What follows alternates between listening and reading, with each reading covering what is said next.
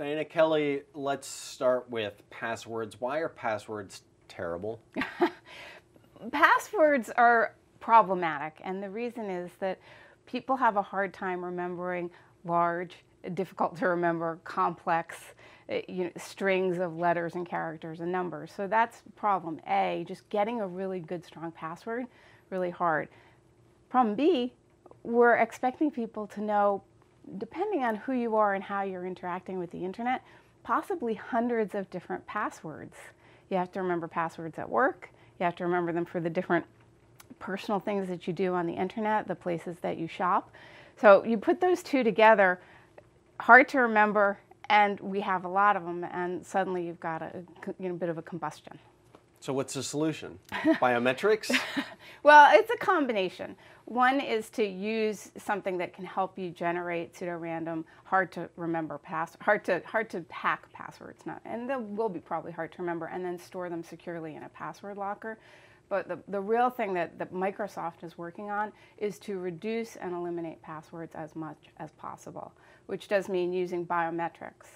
But actually, next generation biometrics. When people think biometrics, they might think of a movie with just a fingerprint or a retinal scan. But when you look at facial recognition, it's really a very sophisticated form of biometrics. You can look at the person in 3D, so just a picture wouldn't work. We have a great example of one of my colleagues. He's an identical twin, and he tried to authenticate into Windows Hello with his identical twin, and Hello said no. That's not you. So yes, biometrics and single sign-on, so reducing the number of times that people have to look at or interact with a password as much as possible. I'm glad you mentioned facial recognition. So are there dangers to facial recognition, especially with the emergence of artificial intelligence? Does facial recognition represent a threat to consumers and to the enterprise? So when we talk about Windows Hello for facial recognition, that's you authenticating to your device, and that's a very specific use case. I think where their concern comes in is if facial recognition is used out in the world as people are walking down the street, walking into stores. When you get to that level of use of facial recognition, there are a lot of positives for it. We can identify if there's been criminal activity, with these cameras on the street, you can go back and stitch together who that was. So there are a lot of positive uses, but certainly there could be misuse of that to track people, and that's why we actually promote, there should be policies in place to provide and to support really responsible use of facial recognition outside of, well, everywhere. But when you're talking about using it in the global world rather than just between you and your device.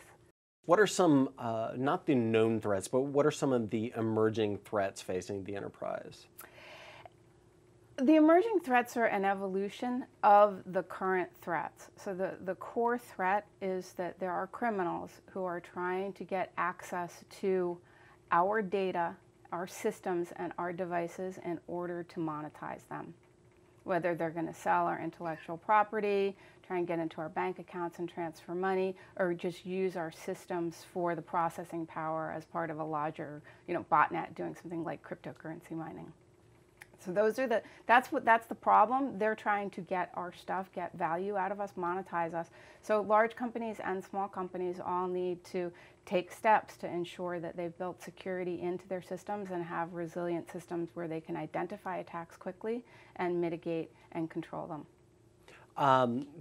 What about the Internet of Things? How is this changing the threat landscape for business, government, and consumers? Yeah, it is making it much larger. And larger is a little bit of a squishy term, but to put that into numbers, there are estimates that we're going to have 9 billion new IoT devices with MCUs, microcontroller units, entering the internet every year. So larger, when you think of it as 9 billion, this is a really huge number, and each one of those systems is going to have to be built securely, deployed securely, and managed securely in order to be protected and not expose users, consumers, and companies to risk.